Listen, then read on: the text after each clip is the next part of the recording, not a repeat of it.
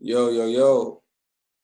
Welcome to another episode of More Than a Game. Of course, who's this your boy Ron, followed by my co-host Ross right here, the GOAT, one and only. Yeah, I am the GOAT. You know that, dog. A lot of people know that. This boy here, man. Look, check it out, man. The NBA is back, of course. It's been interesting these first few games. There's been some great highlights. Last night, the Lakers were able to clinch the number one seed. So they now will be hosting, which is doesn't matter. Everybody else is playing the same place, but the number one seed is good for a cycle. A psyche mindset to have say, okay, you know what, we got the number one seed with the best team in the West, which means you're the best team. I would say that would mean back in the time that you're the best team in the league, but it doesn't because those teams in the East we're going to get into later on are playing basketball. So the Lakers are number one in the West. That is set. LeBron and AD is playing great basketball. We know that LeBron is getting the MVP recognition, and maybe might even already have won the third his MVP. We don't even know his fifth MVP. We don't know yet. But as of late, and not even just these last couple games, but even before the season was over, Anthony Davis has been consistent.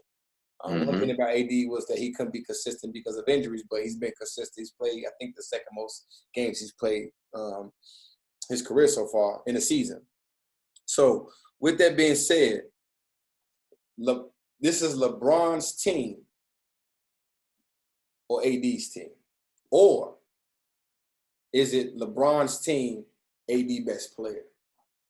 Which one? Where you come from? It's LeBron's team, AD best player. The first thing I want to say is last week I came on the show, and I want to apologize. I really want to apologize to the Bucks fans. I'm sorry. Giannis is your MVP.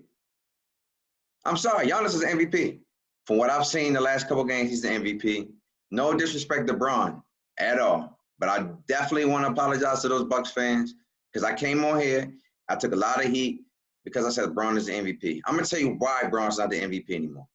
Bron is not the MVP anymore because now Bron is finally being Bron because he has a player now to allow him to be LeBron James. LeBron James has always been scrutinized about not taking a last shot in the fourth quarter, passing the ball up. But this is LeBron James. He wants to be Magic Johnson. The numbers recently have shown if you give him like 18 points, 10 rebounds, 10 assists, that's LeBron James. LeBron doesn't want to score 40. He don't want to have a 40 and 15 to 8. That takes too much pressure, puts too much pressure on him. But now you sit back and see that Anthony Davis is really the one that's actually carrying these boys. We saw it against the Clippers. He was damn near perfect from the free throw line. Anytime a damn center is getting 17, 18 free throws, he's a monster. We haven't really seen that, except maybe since Joel Embiid or Shaq. That centers that consistently that demand that much attention that you got to foul. Dwight Howard's getting out of or Dwight Howard because but that's a Shaq of Howard. I'm a hack of I know Howard. what you mean. I know what you mean. Right. And now, I know exactly what you're saying, though. Right. Good, but straight dominance. But recently, it's Anthony Davis' team. I mean, consistently, if you go back since January 20th, LeBron or AD has led the team in scoring. Mm-hmm. And they've been alternating almost every other time. But if you look at those numbers, I think Anthony Davis leads the team in scoring more than LeBron since January 20th. I could be wrong, but it's a close edge. And right now, I just want to say that Anthony Davis is actually the one that's been hooping more. What you think? I kind of feel like I'm stuck in a like a rock and a hard place because I see what LeBron really did carry the Lakers to a certain point. And I do see now that Anthony Davis is now picking up the baton and carrying the rest of it out as the season ends. As the momentum was shifting during the season, LeBron James was running away with being the Lakers' best player. Not because Anthony Davis didn't lead in statistical categories, but because LeBron James' impact was felt throughout the game. He was just brewing, beating the Clippers, beating the Bucks, getting the Lakers in the position they are in as number one seed. It became the LeBron James show, and we was even forgetting that Anthony Davis was there, not because Anthony Davis is not AD, but LeBron was making it headlines because he was producing. You got triple doubles, you got scoring records, you got tying, passing Kobe, passing Jordan, all this stuff going on. At the time, I felt that it was LeBron James' team, and I feel like LeBron James is the leader of the team. But who do the Lakers need to win, or who do they have to have 40 to win? It's not LeBron James. They need Anthony Davis to have 40. And because you need Anthony Davis to have 40, not LeBron James to have 40, then I'm gonna say Anthony Davis is your best player on the Lakers team right now. Facts. Because so much pressure off LeBron. And that's what LeBron wants, though, right? It's not a knock on LeBron. Being at LeBron for the first time in his career may not be the best player on his team. That has to be a great feeling for him right now, because now he can embrace mentoring and showing AD what leader that he could become. Mm-hmm. Anthony Davis is playing basketball at a level right now that on both ends of the court that I haven't seen that since KG in 2004 when KG won MVP. And the fact that we have Anthony Davis and LeBron, and we considering the fact that Anthony Davis may be better than LeBron, that just shows you where Anthony Davis is at. And it just shows you where LeBron is. Age is age. It doesn't really matter how old you get. And right now, Anthony Davis is the young buck. And right now, Anthony Davis is the one that's out there. He's leading the teams in points, rebounds, blocks, steals, free throw percentage. Right? Mm-hmm. What else do you have? That's what LeBron was doing, outside of maybe free throw percentage. But that's what LeBron was doing. So, and that's what made LeBron was LeBron. Everybody, as LeBron fans, will say the numbers. He's leading in every statistical category, right? Every major statistical category, right? But he's not. But you know what's crazy, though? Not right now, he's not. This has allowed LeBron, this has allowed LeBron to sit back and lead the league in assists. I see why he leads the league in assists now. Because he doesn't have to score 30 and 40. It's so easy. He demands so much attention. All you got to do is kick the ball up. Somebody will hit a three. They're pros. Yeah. Lobs to Anthony Davis, league outs and all of that. That just also shows that if he had a player like Anthony Davis his whole career, LeBron probably have the all-time assist leading record by far. Right. And he might not be 3-6 in the finals. He won't be 3-6 in the finals. He would not be 3-6 in the finals if he had a. Not saying no knock on Chris Bosh and no knock on D-Wade, because I think D-Wade was still had great years left when he was in Miami with LeBron.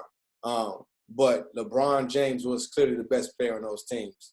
And right now, because he's, going to be 36 years old or being close to 36 years old, Anthony Davis is the best player for the Los Angeles Lakers right now. As of right now. It could change next week in the playoffs, whenever. It could change. It's LeBron James. LeBron James can go right now, 3 triple-doubles, 30, 10, 10, and we could just be all in here zipping up. What were you saying, Les? Yeah, LeBron could literally score 6. LeBron could score 60, and if AD has 5 points, they still probably going to lose that game. Right. It's all predicated on Anthony Davis. Anthony Davis, they have to depend on Anthony Davis because, like I told you, their perimeter play lacks so much. And if they don't, I can name you 5 teams better than Lakers perimeter. The Rockets are better than Lakers perimeter. The Raptors are better than the Lakers perimeter. The Clippers are better than Lakers perimeter. Boston is better than Lakers Blazers. So those are teams that if you come down to without Anthony Davis or without these bigs playing the way they are, Dwight Howard, JaVale McGee in general as the bigs as a collective unit, if these guys do not show up the way they need to show up, the Lakers are going to lose. They're going to lose. It's just that simple as that. So being that that's the case with the Lakers, we know we both agree that Anthony Davis is the best Laker right now, and there's no knock on LeBron. Just Anthony Davis just playing outside of his mind right now. We have teams in the Western Conference that can compete with the Lakers now, right? The Lakers, I wouldn't say the Lakers are the best team in the West, but I wouldn't say they're the scariest team in the West. Teams that are okay with playing the first round, or whatever round they may meet them. And those particular teams in general, who I think have a legit chance of winning, not just the West, but a championship, the Houston Rockets. And I'm not a Houston Rockets fan like that. Like, this. We argued for years what I think about the Houston Rockets. But it's something about James Harden that I see different, that I didn't see before. I see a different focus, a different attitude, a different type of aggression on the defensive end, a different type of hunger. This character is the way he's talking to the media. I just see a different response. So what do you think? Who do you think the teams in the Western Conference? Where do you stand at with the Rockets, the Nuggets, or outside the Clippers and Lakers? What teams you see can replace the Clippers and Lakers in that Western Conference Finals and potential NBA Finals? Well, the first thing I want to say is I'm gonna start up some drama real quick. And I'm going to answer that question after I answer this one. The Western Conference ain't really shit to me. It's the Eastern Conference that anybody can go. I can name you 6 teams in the Eastern Conference that might go to the finals. In the West, I can literally only think of 3. I can think of 3 6 teams. teams in the East? 'Cause I got 4 maybe. I know. I'm saying you got 4. I understand we all have 4, but in the Western Conference, do you think the Mavericks got a shot at the finals? No. Do you think Utah got a chance? No. Exactly. Do you think Denver has a chance? Legitimately, they have a chance. You have a chance? Okay. All They right. deep. Well, They deep. They deep. They got 10 11 guys they can play. And they got a lot of size too. in the Eastern Conference, I wonder who's the 6th seed right now. Is it Philly? Philly might be the 6th seed, and I feel just as confident about Philly going to the finals as I feel about Miami, as I feel about the Pacers, as I feel about the Bucks, as I feel about the Celtics, as I feel about the Raptors. I don't feel That's about 6 the teams Pacers. right there. I don't feel the Pacers. No, I feel what you're saying, but it's all predicated on matchups. If the Pacers win a first-round series and they get the Bucks or something after that, we just don't know what can happen. So in the West, you say you're going to see 3 teams. What are your? In the West? No disrespect to the West. You know, it's the Rockets after that. It's the Rockets. I mean, the Nuggets have a shot. No. You're right. It's Lakers, Clippers, Rockets. Those are the most powerful. And that's it. Utah. I'm sorry, no disrespect to them. They have Bogdanovich. They might get out the first round, but without that, I just don't see it happening. So what makes the Rockets? Do the Rockets have a legit chance to win the championship, or just making it out the West? Absolutely, because whoever they play in the Eastern Conference, they could already better than. Right. I mean, let's just be honest. Right. They have a legit chance. Honestly, their road through the Western Conference might be harder than the team they play in the East in the finals, possibly. And that's to play the Bucks. Absolutely, I agree. That's to play the Bucks. But I just feel like I've been talking about the Rockets since day one. I wrote an article, a ton of stock alone, about James Harden and Russell Westbrook. I mean, these two, we don't care about rebounds. You got somebody, why can't James Harden rebound? Why can't Russell Westbrook? Russell Westbrook be giving you sometimes 21 rebounds. And they both rebounding now. You got Robert Covington, who is a great defender. Post defender. James Harden is a decent post defender. PJ Tucker's a decent post defender. They'll allow you to beat him up abuse him in the post, but they're going to come right back down and shoot 63s, and they're not going to think less of it. So mathematically speaking, if a team's only shooting 25 and they're shooting 63s, they're going to be in every game. And I just feel like Russell Westbrook, this is the best Russell Westbrook I've ever seen. Even better than the triple-double Russell Westbrook. Because he got 25-something straight games of 20-plus points, 30-plus points, whatever it was. Yeah, like 34-plus games, or like 20-plus points for 30. Something like that. And with the 5-out basketball, okay, he started off shaky with the Rockets too, and then really got a groove going. And when Westbrook found the groove, he's any of these guys, these top 10, top 15 guys, they find a groove they can carry you to victories in an NBA playoff series. Any of those guys. Mm-hmm. And I feel just as confident as you feel when it comes to the Rockets. You got 2 guys that are in the top 15, top 10, depending on how you top 10, yeah, I'm about to say top 10. Depends on how you want to judge basketball. So for sure, 1 in top 7, top 5 for sure. But the thing is that with the Rockets, and why I see a difference with the Rockets is the Russell Westbrook effect. I'm gonna be honest with you. Russ doesn't play friendly basketball. So your coach can't be friendly. Your coach can't be nice. The players can't do all this and that. Russell Westbrook comes in, he demands a certain type of energy, and the energy is aggressive. Now, don't get me wrong. I'm not saying that he's a bad for the locker room, a bad teammate. You listen to people talk about Russell Westbrook, he's one of the best teammates in the league. What I mean by what Russell Westbrook brings when he brings this energy is he brings a competitive edge that is us against the world. It's us against everybody else. It's us against the people that's in this stadium, in this arena. It's us against ourselves in most cases. And because he brings this attitude, he's not afraid to tell James Harden, man, that's a badass pass, bro. Right. You gotta shoot that. You gotta shoot that. See it, PJ Tucker and Robert Covington. Shoot the damn ball. Shoot that ball. You know what I'm saying? Or he ain't afraid for nobody to come and tell him what he needs to be doing. So because Russ and James Harden already been playing with each other for years, our 2 California kids, they are going to come. They have this unity and this bond already where they can come in and not worry about stepping on nobody's toes. Mm-hmm. Whereas with LeBron and D Wade, it was we're friends, but we didn't grow up together. Right. You know, James Harden and Russell Westbrook pretty much grew up together in California with AAU Circus and DeMar DeRozan and all these guys. They all was a unit together. So I'm really liking the Rockets' chances. But on contrary to what you were saying, the East is where it's at. Yo, the scary thing about the Rockets is people forgot we ain't seen Eric Gordon yet. Right. We ain't even seen him. So if he come back and who? I mean, that's the waiting 20 piece. It's just they got so many weapons. But they have so many question marks too. The main question marks for me with the Rockets is the coach, number one. Can Mike D'Antoni finally get over the hump? That's the biggest thing though. He got to be able to find his lineup. He got to be willing to not only find his lineup, but he got to be willing to enforce his lineup. He got to stop. He cannot adjust the Rockets' power lineup to the Lakers' big lineup or the Clippers lineup, whatever. It got to be we sticking with our lineup. And you see, the way the teams are gonna have to beat the Rockets is you just gotta let them go 1-on-1. Let Russell Westbrook beat you with the 2. Let James Harden go 1-on-1. There's a saying: you live by you live by the 3, you die by the 3. But the Rockets are content with dying by the 3. They're gonna keep living by the 3. They are. So you don't want to help out on Russell Westbrook and get other people like Covington going and Daniel House and this PJ the Tucker. thing though, you have no choice.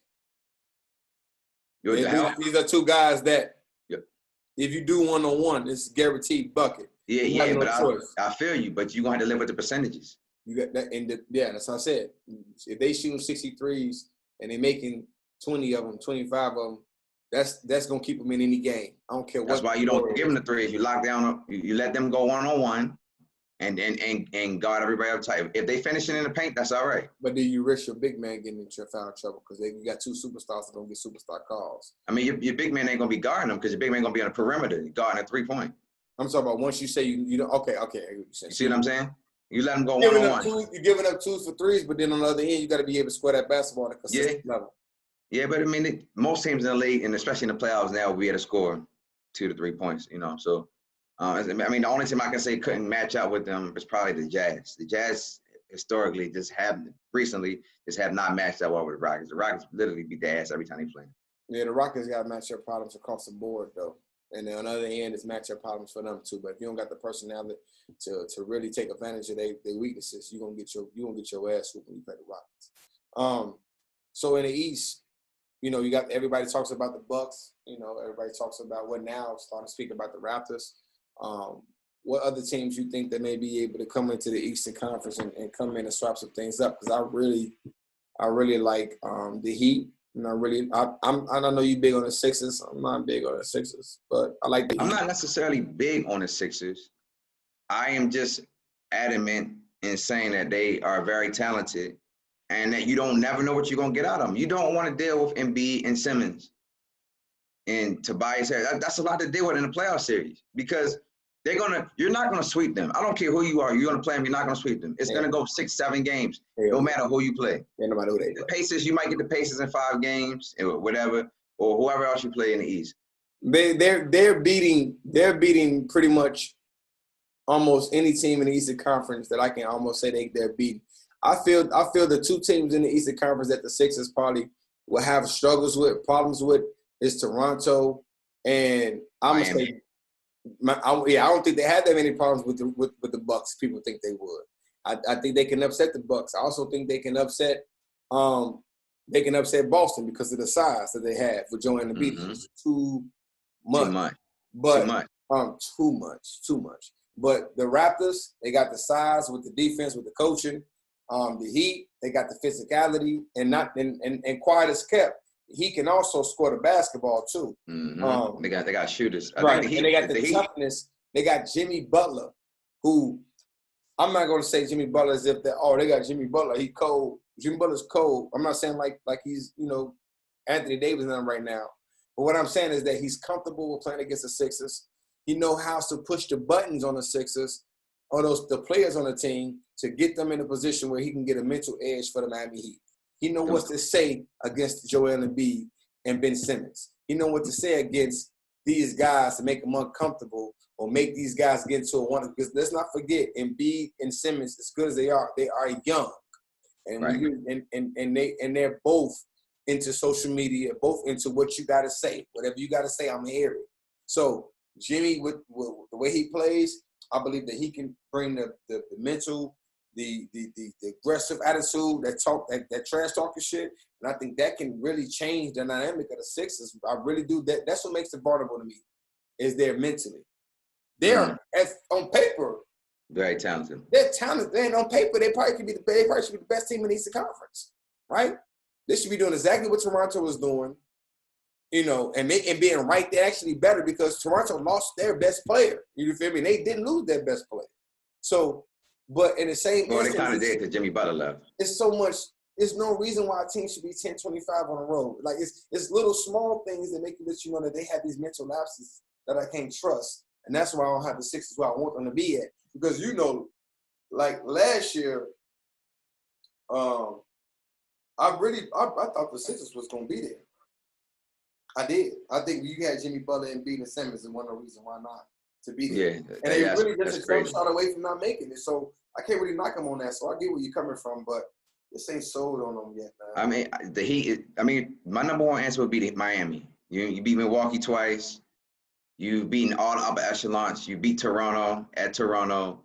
You beat Philly in Philly, and Philly is 29-2 at home. The only team they really struggle with, if you notice, is Boston. I don't know why they struggle with Boston, but that's the only upper echelon team in the East they haven't beaten yet. So Miami, because Boston has that perimeter scoring edge. You have two perimeter teams. It's gonna come down to who got the best perimeter players. Because both of these teams are small. So and they both play small ball. So it's going to come down to Kemba Walker better than Dragic at that time, who was starting the point guard. Tatum better than Jimmy Butler. Offensively, he is. It is what it is. Jaylen Brown better than Duncan Robinson. Duncan Robinson is what it hero. is. So if you play perimeter ball against the Boston Celtics, you're in for a long series. You're in for a long series. They're the only team that got 3 players averaging 20-plus points. You're going to get caught in cross matches, and you're not going to be able to stay in front of these guys. And what we fail to forget is that they have another guy over there, Gordon Hayward, before he even got hurt the second time coming back, he was on the verge of averaging 20-plus points himself. So at any given time, Gordon Hayward is Gordon Hayward at any given time. You throw in Enes Kanter, who's going to give you 10-10, guaranteed right there in the book. Marcus Smart. Marcus Smart, who's playing his best basketball. Like, not even just on the defensive tip, he's bringing so much more offensively. I'm seeing him now getting you 5 assists a game, giving you 12 points, 5 assists, 5 rebounds. And also, with more minutes on another different team, Marcus Smart probably giving you 18 points. So it's this team. What holds the Boston Celtics back is, and I was watching my friends sometimes telling them, is that they do not ride the hot hand long enough. They do not.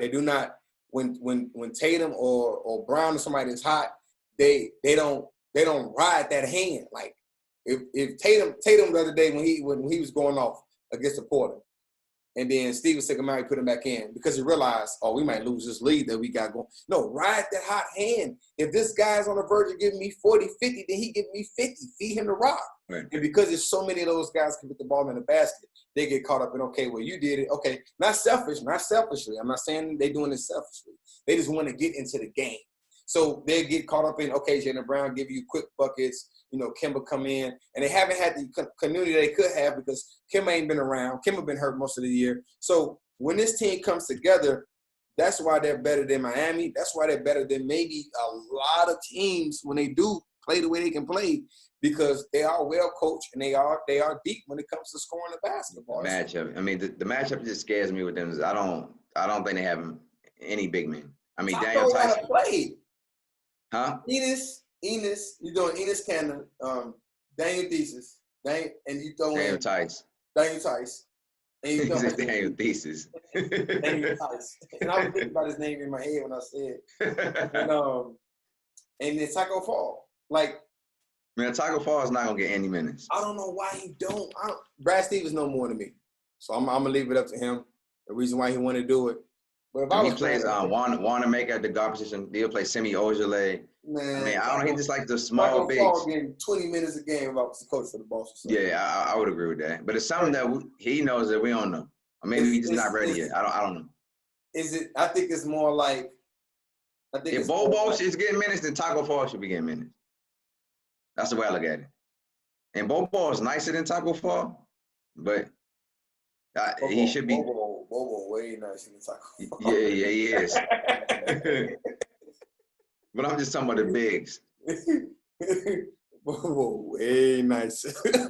Bobo way nicer than a lot of cats. We're gonna see that soon. Watch. But the race to this seeding, right? You know that it goes 4 games behind the 8th seed, which in the East is not gonna happen. That's dead. The play-in, the 8th and the 9th seed, if they're less than 4 games, they gotta play 2 games. If the 8th seed wins one of those games, it's a wrap. If the 9th seed wins both of those games, they get into the 8th spot. In the West, we have Memphis in the 8th, Curtis in the 8th, Spurs sitting 9th. Portland like 10, New Orleans 10. They all to kind of clobber together. Right. So New Orleans has the easiest remaining schedule. They play the Kings twice, the Magic once, and I think Utah, right? They have the easiest remaining schedule left. They can easily creep into that spot. Portland, I think Portland can get it, but Portland has to win tonight. Like, this is a must-win tonight against the Rockets. Because they already lost that game against Boston.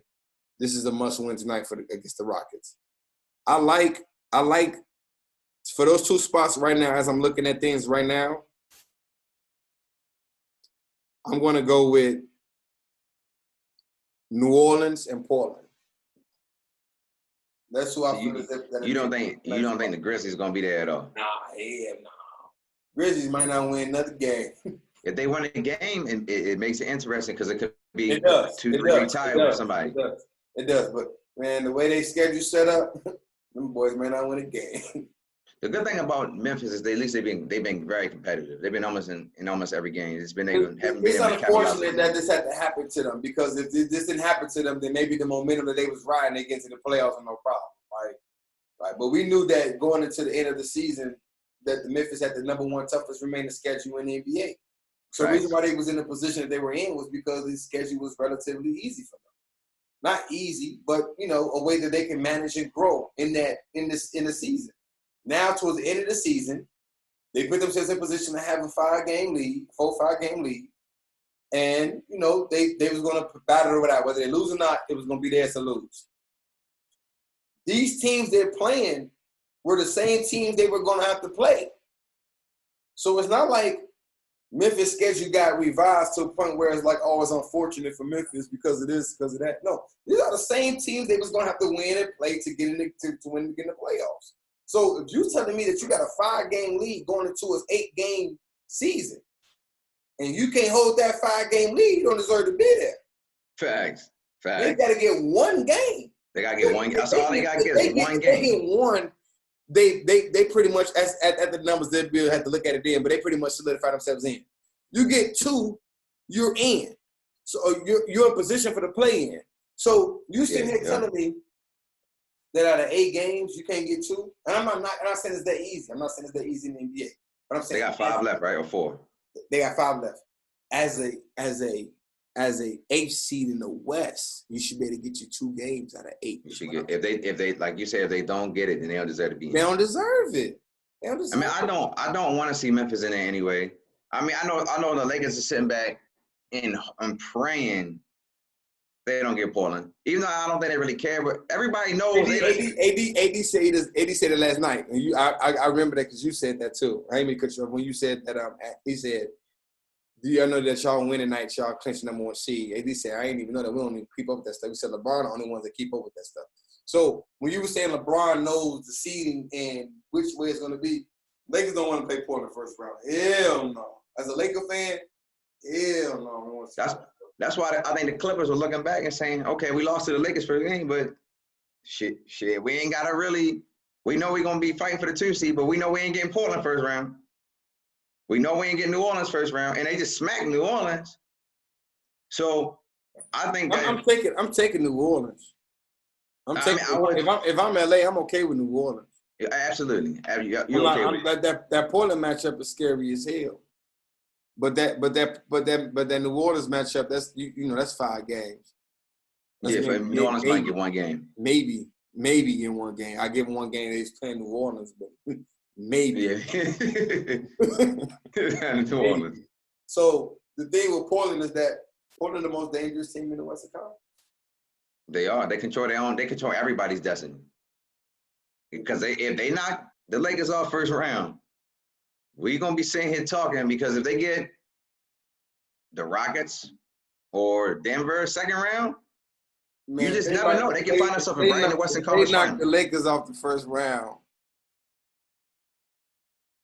LeBron James goes, and this ain't even no knock on LeBron. LeBron go down like top 5, number 5, 6 in the league. If you let Portland them come and knock him down in the first round. I don't see it happening, but if Portland beats the Lakers, that will be the beginning of the end for LeBron James' career. Can't bounce back from that at this point in your career. So you're telling me what you're saying is you want to see him play Portland? Hell yeah! How many games would that go? It's going 7.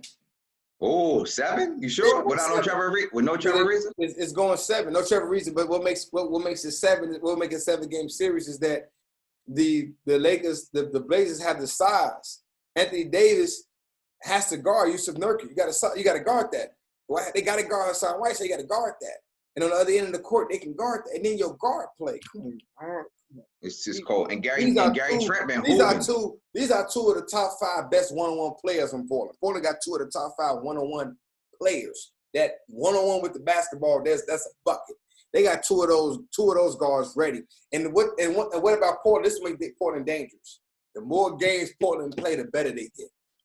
They get better as they're playing more games. They get more comfortable. They haven't had this starting unit yet, right? So once these boys get forming, you got this cat can give you 50, and this cat can give you 30. Facts. You got Melo over there can give Facts. you 20. You got Hassan Whiteside and Yusuf Nurkic who both gonna give you 18 and 15 and 18 and 10 or 20 and 10. And that's tough, man. That's Facts. not something you want to play for 7 games, especially when you still learning your lineup. Somebody said should the Lakers rest since they know they're gonna get the rest. I said rest. They rest for 5 months. Why would you rest? Because you have to get some chemistry. You have to know your rotation and who you're going to be playing. And I think the Lakers still, even though they won with the Jazz, it was games where I'm still seeing they still working on their rotation and how they're going to play. So if I'm LeBron, no, I don't want the Blazers because you know it's a tough matchup. But as a basketball fan, I want Portland in. And if Portland get in that 9th seed, Portland's going. If Portland get in 9th, they're in. I don't care what's. They're not going to lose 2 games to Memphis in the 8th. But they could lose to the Pelicans. You never know. I mean, that's a toss-up right there. I mean, we know the experience that Portland's going to be better. But if you got to beat somebody twice, so say something crazy happens and they got to beat somebody twice and that somebody only got to beat them once, then you just never know what can happen. Fact. And Portland is very, very, very, very shaky at times. They are. Sometimes they look like a top 5 team in the league. And sometimes you're like, damn, they really not that good. Right. You know, so I don't know. I would love to see Portland get. I would love to see Portland play the Lakers because I want to see LeBron get a test in the first round. I mean, what was the last test he got in the first round? Can you even think of it? Exactly. LeBron been sweeping Mars. He been sweeping cats in the first round for years. The last one I can say he really had a tough first round, where he was against. What did they play the Bulls first round? No. Yeah, they did. That was a tough first round. That was a tough 5-game series that time. I remember that. But when they played, that went 6 of the. They go 6. I don't know. Was that the one Paul Gasol got hurt? No. That one first round. That was semis. Okay. Yeah, that was semis. To go to the conference finals. That was semis. Okay. Where the Bulls would have really won, really would have went to the conference, had a great chance of doing a lot of stuff that year. But LeBron hasn't been challenged in the first round for a long time. And if they happen to get past Portland, it will boost their confidence up for something great for them to make a championship run. But you got to go to Portland, and then right now you get the Rockets after that. Then the Clippers. The Clippers gonna be second. The Clippers in the best spot right now because right now you get Mavericks and then you get the winner of OKC and Denver. The Clippers don't have a problem with that. Yeah, they don't. They gonna be down there resting Kawhi Leonard on the bench in some of these series. So the Lakers will have it the toughest if Memphis don't get in. Yeah. Yeah. Because you got Portland and the Rockets or Denver. That's some trouble because you not only might go home first round, you might go home second round against the Rockets. Because the Rockets are content with playing the Lakers. I can promise you that. Yeah, they are. The Rockets don't care who they play right now. They're ready to play. But yeah, so that concludes our show, man. Here, man. Like I said, we just wanted to go over a few things here, talk about some topics. The NBA is back, man, and it's getting interesting again. It's getting fun again, and we're gonna see what's gonna go on in the future. Stay with us week to week. Like, comment, subscribe. Let us know what you want to talk about. Keep sending the DMs.